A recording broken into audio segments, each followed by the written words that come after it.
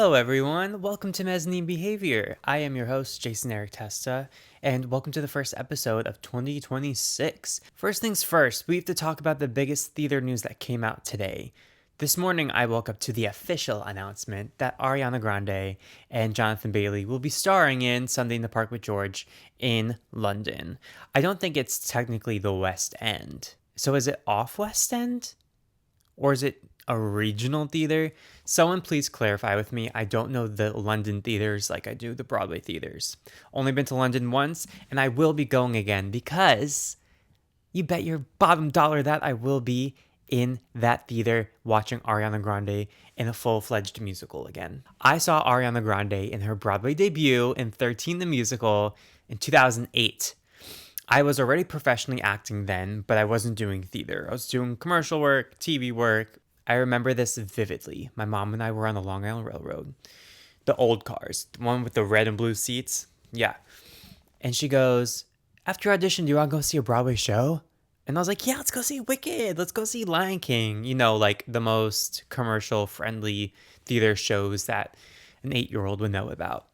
Then she goes, wait, we should go see this musical called 13. It's about a kid's bar mitzvah. I'm Jewish. I love a Jewish story. But would I rather go see a bar mitzvah or what? Or would I rather go see a bar mitzvah or would I rather sit and watch a show about a bar mitzvah, or would I rather sit and watch a story about a wicked witch? Wicked witch. So she called up Telecharge because at the time we didn't have really. We had iPhones. It was the first ever iPhone. But, you know, there wasn't like theater apps where you could buy tickets online and stuff. So she called up Telecharge, bought the tickets. And I remember just being like, ugh, we're going to sit through this long Broadway show about bar mitzvah. Grandma brings me to the temple every Thursday. Do I really need to go? Thursday? Did she bring me Thursday or Fridays? I guess Friday would make more sense, but I feel like it was a Thursday. And so I was like, okay, whatever. I saw this Broadway show, and I have the playbill to prove it. Look, I even have my ticket stubs in here. November 18th, 2008, 7 p.m. And I saw Ariana Grande. I saw Liz Gillies. I saw the whole amazing cast that have gone on to do amazing things. And my mom said at the end of the show, she looked over at me and I was sobbing because seeing this show was so formative for me. It's the reason why I truly fell in love with theater. It's the reason why I wanted to start performing. So I'm an OG Ariana fan. I was friends with her in the cast on BroadwaySpace.com. Short-lived site, but for those who know, you know. Okay, I am slightly lying, but I don't really care. I saw Ariana Grande's understudy when I saw 13. For years, I thought I saw her in the show. Then I looked back on my archives and this little slip fell out. And then when I was a kid, I took a Sharpie and underlined it. I don't know why. For years, I thought I saw her. So we're just going to pretend like I did see her in 13. Maybe she went on for Patrice that night and that understudy slip was for her understudy in her normal role. Okay? Ariana, can you clarify with me, please? Let me know if that's the case. Because if so, then I saw her as Patrice, and you guys can't tell me shit. I've been following Ariana's career since 13 the Musical. Through Victoria, Sam and Cat, the album eras, all of it. I have been there for it. I will not miss Ariana Grande back on stage in the musical. That being said, Ariana fans, we have to have a conversation. This is a serious conversation. This is not a concert. This is the musical theater. So when we go in the theater, we're respectful of the people around us, very courteous. We don't stand up in the middle of the show. We don't yell at the performers. We don't run up to the stage. No. This is not a concert. Your phone must be turned off. There is no recording, although I'm sure there will be a slime tutorial. This is Stephen Sondheim. This is like the Shakespeare of musical theater. This is the most intricate, emotional, and intelligent stuff. I know getting tickets for this is going to be a bloodbath. I don't know how I'll end up in London, but I'm going to figure it out. I'm going to buy that ticket. I will say the one thing that worries me about Ariana doing theater is just the security. Is she going to have security guards standing at the foot of the stage like at her concerts? because I'd like to think most people would be respectful. But there are crazy people out there. I'm sure these are all conversations the producers and her are having. So it probably will be fine. I just think we've never had as big of a star from the modern world in a big theater production before. You know, in the past, we've had Barbra Streisand and Liza Minnelli, Judy Garland, all major stars who could sell out arenas, right? However, there is something different about this generation's pop stars going and doing theater just because of the virality of everything nowadays. The Sunday in the Park with George announcement Instagram had 1 million likes in under an hour. I don't think that's ever happened for a Broadway show before, or a West End show, or just any theater production, live theater production. Needless to say, I'm so excited. Oh my God. I've seen this musical one time. I saw it at the Pasadena Playhouse in Los Angeles a few years ago. It was after COVID. Graham Phillips, who also was in 13, was George, and Christina Alabado was Dot. Hey, if they want to cast another American, I would love to be in this show. We got to move on with the show because I could just keep talking about Ariana doing the show forever. This week I saw a bunch. For the first time in my life, I finally bit the bullet and I went to go see the longest running show that's currently on Broadway. Chicago. And it's just one of those things, Chicago. It's like the Statue of Liberty. You live in New York your whole life. You're like, yeah, I'll get to it when I get to it. And you usually never do. But this cast that's in it right now is top tier. Kate Baldwin, Robin Herder, Alex Newell, Max Clayton. There's a lot of ensemble members that I recognize too from other shows. This cast was stacked. If there was a time for me to go see it, it was going to be now. That being said, the disco balls were dusty, but the cast was fantastic. Second show I saw this week is the revival of Chess. The music was fantastic. Nicholas Christopher was amazing. I think it's such an epic score. It's such an epic story. It should be this big grand thing, and it kind of just wasn't. Very timely though, and everyone sounded amazing. The next show I saw, Oedipus. I thought it was Oedipus, but the whole time they kept saying Oedipus, Oedipus, Oedipus. So it's Oedipus, everyone. I was very surprised by this show. I didn't know the story beforehand. I know I probably should have. I also didn't know the story of Orpheus before I saw Hadestown, so that's what I get for being homeschooled as a Broadway kid. And the performances were just fantastic. It's a short show, one act. I highly recommend it. Right before it closed, actually, was Off-Broadway's Beau the Musical. Okay, to preface, I saw 3 shows that day. I saw Oedipus at 2 p.m., I saw Beau at 5 p.m., and then I saw The Play That Goes Wrong at 7 p.m. It was a packed day. However, after Oedipus, I was like, whoa, it was a great show, but that was a doozy. That was very heavy. I need a drink. Little did I realize that the ticket I bought for Beau was seated at an actual bar. So you bet your ass I got a beer. It was exactly what I needed.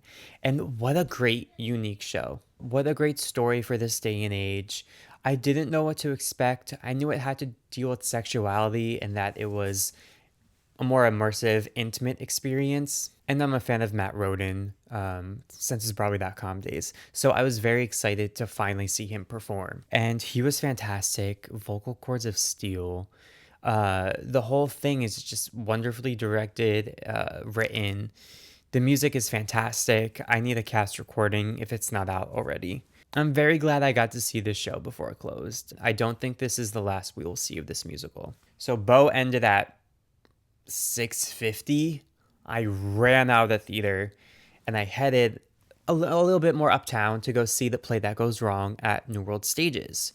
This again is one of those shows that has been running. It was on Broadway and then it's been at New World Stages for years and years and years. And for whatever reason, I just never went to go see it. And it was so wonderful, so hilarious. I was front row and I kept thinking the walls were going to literally fall on me. The audience was very invested, a little too invested to the point where I was like, Okay, theater etiquette, but I did very much love this show, and I would love to be in it one day. Please, universe, please. I briefly talked about this in another episode. I said I had a really bad audition for Steven Spielberg's remake of West Side Story, and I said I wouldn't tell that story. And then, of course, I got people asking me to tell that story.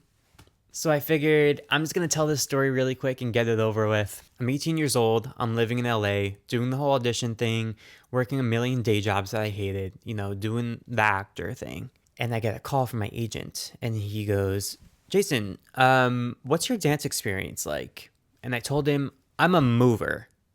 Okay, I'm a mover. I know what goes into being an actual true dancer, and I do not have that discipline or that training experience. I'm a mover. You give me some time, I can learn choreography and kill it. In Elf the Musical on Broadway, they didn't tell me I had to tap dance, but guess what? During the rehearsal process, I learned how to tap dance, and I did it perfectly on stage. So he says, okay, noted.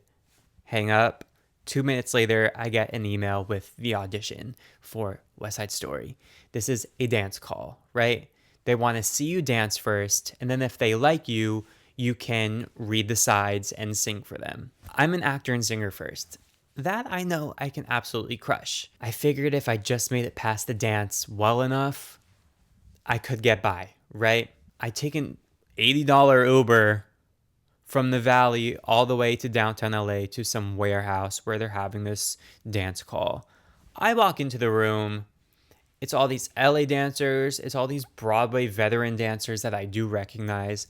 All they're stretching in the waiting room, kicking their legs up to their foot just to stretch. And I was like, oh, so this is what's going on. I was freaking out, of course. I was sitting in the corner being like, do I go into this room? Well, I have to because I confirmed the appointment. I don't want to look unprofessional. But if I do go in this room, I might embarrass myself and just look like so out of place. But I figured, you know what? Maybe the dance won't be hard.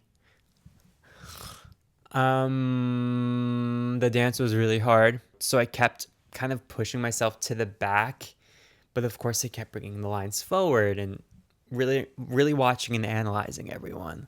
At one point, the choreographer or the choreographer's assistant, whoever was in charge of the dance, just looked at me and went, to which I responded with, at least I'm self-aware. What if I got offended by that? What if I was like, that was such a learning experience. Sometimes it is okay to say no to auditions to save yourself from embarrassment. Oh, I did not get called in to read and sing. We were robbed of this. A Whitney Houston, Mariah Carey Wicked. Whitney Houston as Elphaba, Mariah Carey as Glinda. They would sing the hell out of it. They're both great actresses. Mariah Carey in Precious was fantastic. Talk about a transformation. She should do more acting. Mariah Carey should play Diana in the Next to Normal movie. Or Pink. That's another casting. And Whitney Houston was amazing in Cinderella. But in another dimension it happened, and it was fantastic. On to the last segment, and that is answering a couple of the questions that you guys have sent in for me. What's one thought you have right before stepping onto stage that never goes away? For me, it's, please don't let me crack, please don't let me forget the lyrics or any of my lines, and please let me make it through this and be amazing and win every award imaginable, and please let Ariana Grande be in the audience to scout me for something that she wants me to be in. Amen. Next question. What's something success didn't fix? Imposter syndrome. I think it's because I found success at such a young age, and I hit Broadway at a very young age, which is still my favorite thing ever. I think I hold myself to extremely high standards. So when I do stuff, when I do other stuff that most people would be very proud of themselves for, I am not. So sometimes nowadays when I'm in bigger rooms, I find myself having imposter syndrome, being like, oh, I don't know if I belong here. This person's here, and I'm just me. But I have to remember, yeah, I am just me. Hello, my name's Jason Eric Testa. What? And something that is very humbling is that you'll get to talk to these big, successful people, and they have the same insecurities that you do. Sometimes it just never goes away. Everyone has to start somewhere. Thank you so much for watching this episode of Mezzanine Behavior. I will see you next week with another one. Always leave questions, suggestions, recommendations down below. Yes. And I will see you next time. Bye.